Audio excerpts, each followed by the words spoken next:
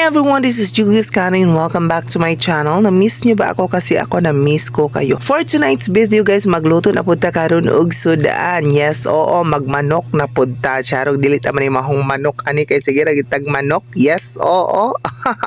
Di ba sa mga niaging adlaw, naglibog jud kuno kung unsa gitoy pamaagi sa akong pagluto. Kaya naaman to'y tuyo, suka, unya, unsa to chicken apretada ba to or chicken adobo. Karon kay mura na siya chicken ginamay no. Kaya naa naman gyud siya carrots og patatas. Pero ang ihagya pong process mo gyud mo siya adobo no una nagisa tag mga ahos, mga lamas and everything. Nya gipakuluan na tug una ang manok para mag-produce ra ihag mantika. Nya gibutang na og tuyo suka nya pagkahuman gibutang na nato ang carrots og patatas. And then after okay nya pagkahuman gibutangan gamay og tubig kay para mo paluto sa atong patata ug carrots no. Yes, oo.